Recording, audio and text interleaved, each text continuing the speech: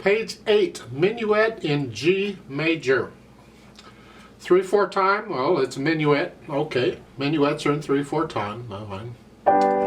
It's got one sharp. We're in the key of G major. Well, it's in the title, so okay. Let's do this one hand at a time. Make sure we get the notes, the rhythm, and the fingering. I'm going to start with the right hand. 5th finger here. We're starting in this position. We're going to move around. Look out. 1 and 2 and 3 and. Then reach up with a little finger up one key, and then scrunch up and put the thumb on that. We just changed hand positions. Then reach down to the octave, and then collapse, 4th finger on the C, 1 and 2, and then cross over. Don't move the hand, leave the hand here, because we're going to use the thumb again on the G. So that. I'll come back to that little grace note in a minute. Just play that dotted half note right now. And then we do that again, blah, blah, blah. Pretty much that's it for the page. So top of page 9. Now you finished page 8 here. And top, you're going to lift up and move. Just lift up and move. Don't be slow about it. Don't take forever. You just lift up. It's about like the equivalent of maybe a 16th note or something. Just a short 1, 2, 3, 1. You're just cutting the G a little bit short, and you're up here. 1 and 2. Thumb comes down a little bit, and then we changed hand positions. Now cross over for the C sharp and 3rd finger on that. We changed hand positions again. And then we have the scale going up. If you've been practicing the scales like I hope you have, this should not be a problem. Thumb. If you just relax the hand and the thumb will do what it needs to do. If you're kind of tense, you'll struggle to get the thumb over there. It doesn't want to go. Just relax, it'll go. You don't have to twist around or nothing, and it gets easier after you've done it for a million years, but right now just do the best you can. Remember, all the F's are sharp. It's in the key signature. And then for measure 23 here, 4th finger, just come down a little bit. The reason is it makes it easier to reach the A. If you use 3rd finger, you got a bigger stretch here, so you use 4 if you can. Then for measure 25, you know the numbers with the little boxes at the beginning of each line are measure numbers. Okay. And then you finish measure 24 here. You're just changing fingers. That's fine. And then 2 1 or 1 2 1. Then reach up, just one note. And they say 4th finger. And then 3. We changed hand positions again. Because in measure 29 we need this D, and this puts us in a position to reach it. So just come down 1, and that's the scale again. 3rd finger, if you can, use 4th. If you can do that. I mean, you got to be able to do that eventually. So if you can, just relax the thumb and just move the hand over and put 4th finger on it. But you got to be pretty relaxed for that. And then the chord, and this note's down, and I'm raising the wrist up, and as I lower the wrist, I'll let gravity do it, and I simply switch which fingers I'm using. So the gravity is really, or the weight's pushing the notes down, not me. I'm not holding the hand still and trying to do it with the fingers is what I'm saying. Don't. You just lift the wrist up, and then you come down. Should do it in both hands, but you're going to need to be able to do that. Left hand, G chord, and it's half note. 1 2 3 1 2 3 1. Remember, a dotted half note is the same as 3 quarter notes. Just memorize that. Doesn't matter what the time signature is. It's the same as 3 quarter notes. So however many beats a quarter note gets, a dotted half note gets 3 of that. Here is 3 beats because a quarter note gets a beat. Go down 2nd line. This is measure 7. It's a broken chord. Then reach down to the octave, and then the thumb comes down 1. Here, 1 and 2. Then you collapse the hand in here. Play all of this connected if you can. For measure 13, they want second finger, you got to come in just a little bit. And then they say thumb, 2, 1 again, octave, and then thumb, and then another octave. And then when you go on to measure 17, you just lift up and move. You can, if you would like, play that note on measure 17 with the thumb, and then put second finger on it while you hold it down. It's called a finger substitution. The last note on page 8 there is a quarter note, and then I can use thumb, and then put second finger on it. You got 3 counts to do it, so you've got time. Or if you'd rather, just play it with the thumb and leave it there. You don't have to substitute anything. I think substituting is more fun. It's a personal preference, because you simply play the F sharp with third finger. You come in and play F sharp with third finger. You don't have to play that note with second finger on page 17 is what I'm saying. I think it's easier to play it with the thumb. That's here. And then third finger for the F sharp. And again. The measure 21 is here. And then cross over third finger. Fourth finger on the F sharp. Thumb comes down again. They don't need the natural sign there. It's a natural anyway. They're being nice to you because you had a C sharp earlier on, and they're reminding you, by the way, this is a natural.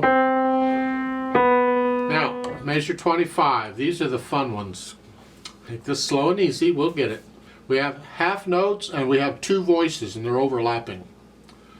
The top voice is a stem going up. So it's got a quarter rest and a D, and then a quarter rest and an E. Thumb's going to do that too for the next measure. And then both voices are doing the same notes after that. So it's 1, 2, 3, 1, 2, 3, 1, 2.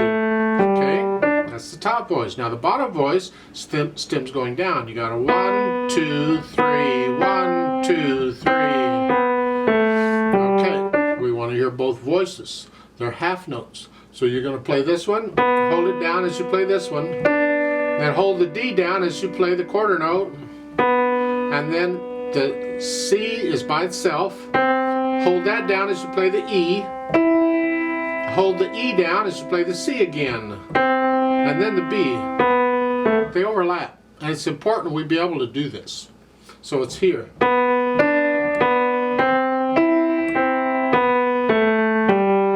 Challenge you to try and do that. And then on measure 28, half note, quarter rest. 1, 2, rest. And then that gives you a chance to move, if you want, the fourth finger down here. You don't have to use fourth finger. They want you in this position, is why they're doing that. But I ended here. I can reach down to the octave. The point is, for the F sharp, I need second finger. So whatever finger you use to play that D, I want second finger on the F sharp. And notice the stem goes down on the D. That's the lower voice again. It's going to hold it down for all 3 counts. And while you're playing it on count 3, then you're going to add the F sharp to it. Now we got both notes down to cover both voices. And I don't see anything wrong with putting 5th finger on it. So it's 1, 2, and then just 1 note. 4th finger on the B.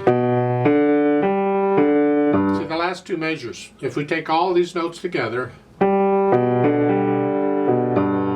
have a G chord in extended position. But that's the fingering for it. 4th finger, not 3rd. So put the 4th finger on that. It's just a broken chord. See, the idea with learning the chords and all that is the fingering you use for them you can use in the pieces. So when I see these chords like this, I just naturally use the fingering for the chord. And that's it.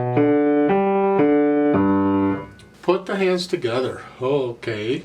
It's 1 and 2 and. And play everything connected for now.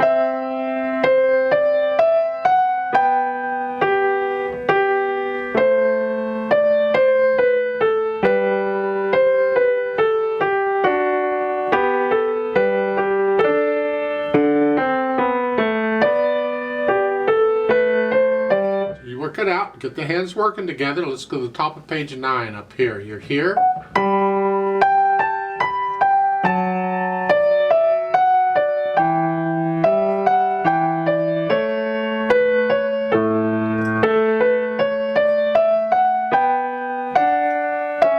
This part, watch out. You're using different fingers and different notes. And then the fun part, measure 25. Let's just make sure the tendency in an effort to hold these notes down is you'll get tense. You'll tighten, oh, I gotta hold the note down. Relax. Think about that. Just concentrate on relaxing here. One note at a time. This, see, I got all these 3 notes down. Just work on that a little bit. Until that's sort of comfortable to you and you can play it at relaxed. That's what you're after. You go to the next measure, same thing, it's here. Just practice that measure. Stay relaxed. And it'll be fine eventually, in a few years or whatever, I don't know.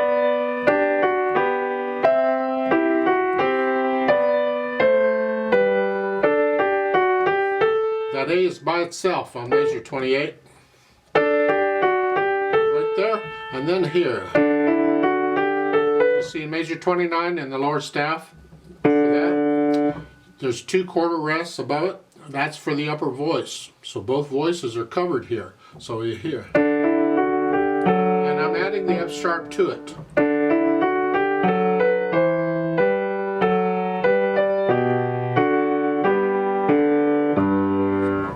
You work it out. I still suggest at this point you play everything connected. We'll add in the slurs later. And once you get all that worked out, it's later. Now we can add the slurs and stuff and these other little notes that you've added. So I'm going to lift up just it's like taking a breath, and you just a hair bit of silence in there, and there's slurs in each hand, so they're independent. So we got to work that out too. At the beginning, the first couple measures you're connected, and lift up. So we're not connecting everything now. We're doing this here. Just connect. Lift up. You can lift up both hands. And I lift up the right hand. So you lift in the hands at different times. Again, on measure 5, it's here.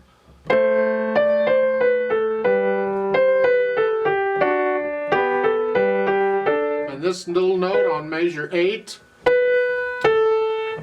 they give you the thing written out. That's what you play, a quarter note and a half note.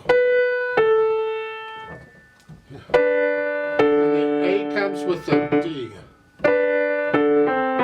Lift up in the right hand. It's a new phrase. But connect the left hand.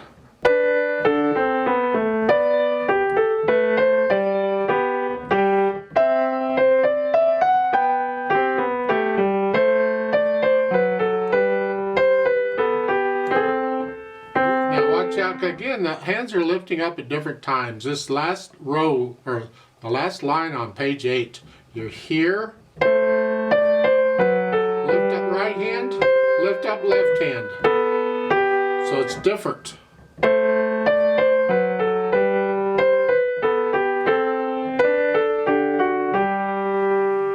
So work out those things.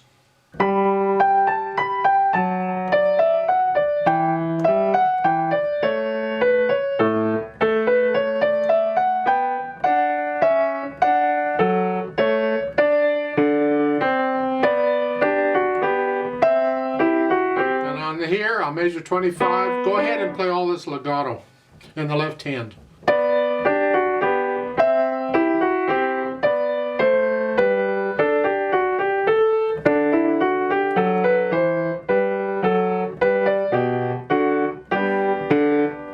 And there, you see the little line above the first note in the last measure in the left hand, that G, there's a tenuto line. Hang on to that. Hang on. You can connect that if you want. I wouldn't quite connect it. Otherwise, Otherwise, you disconnect those notes. This one, some people will treat that tenuto line like a stress mark. Well, the original thing didn't have a tenuto line in it. It's an editor's thing they've stuck in there. And I don't know exactly what the editor wants you to do. They may want you to play that a little louder. I would not play it louder because it gets a natural accent. The first beat of every measure gets a natural accent anyway. You don't need to, so it's here. Maybe they want you to bring out this with the left hand, and that helps to do that. It's part of the interpreting of the thing, but you got to get to know it and get comfortable with it, where you can not focus so much on rhythms and slurs and all that stuff, and you can start really listening to the music that you're making. And is it the sound you're after? And once you have a handle on that, we can add the dynamics. The dynamics mostly go to the melody, but in this type of music, sometimes the harmony, you can bring out moving notes a little bit. But for the most part, it's the melody. That's at the top, that's medium loud, moderately loud. Keep the left hand soft. You can crescendo up to loud. In the right hand, keep the left hand soft. Stay loud. Now come down. Then you come down to about soft here. Here, and the left hand needs to be very soft. So that now you're moderately soft on measure 9. Moderately soft is just a little softer than moderately loud. They're kind of close together. They're in the middle. So it's there. The left hand's very soft. Crescendo, maybe up to moderately loud here.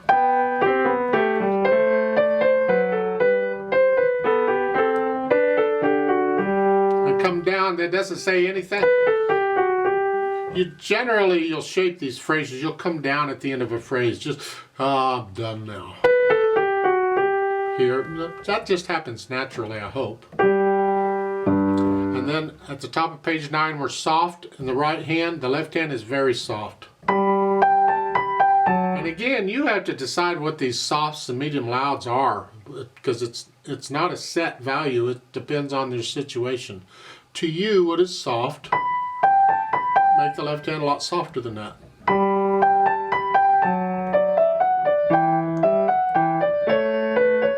And measure 21, crescendo up to about a moderately soft to moderately loud, somewhere in that range. Don't get loud.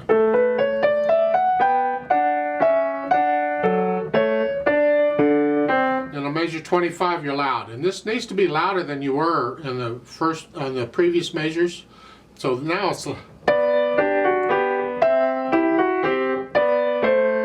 hard to do because you're in that tricky part, and I'm trying to get you to stay relaxed but play louder.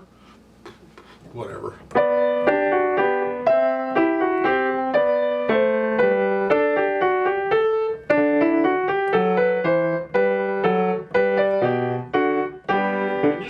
You're staying loud through it.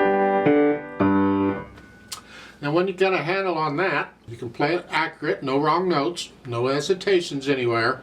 You're lifting up in all the phrases like you're supposed to. Then we think about the speed. It says moderately fast. Well, again, it's a range.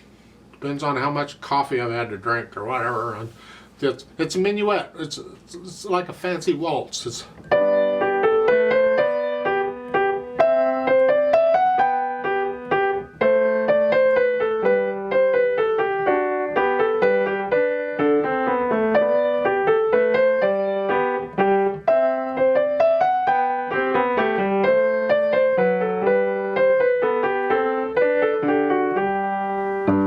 To repeat that page. I'll go on to page 9 though, right for now.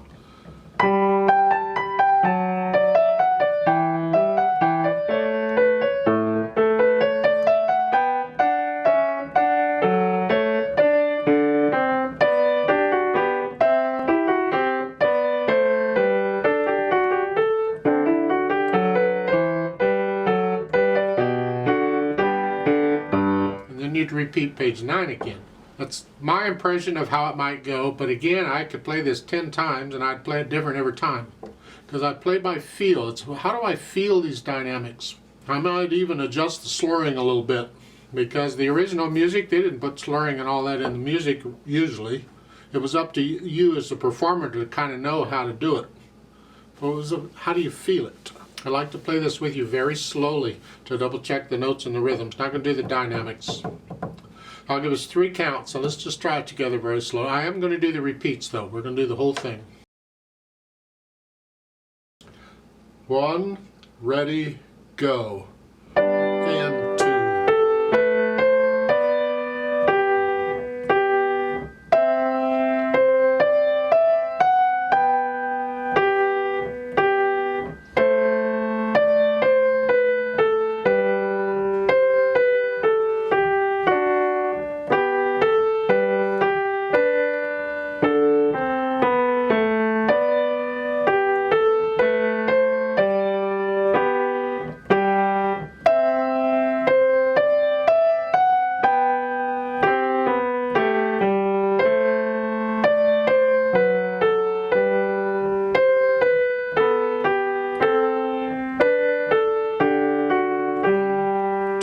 Repeat.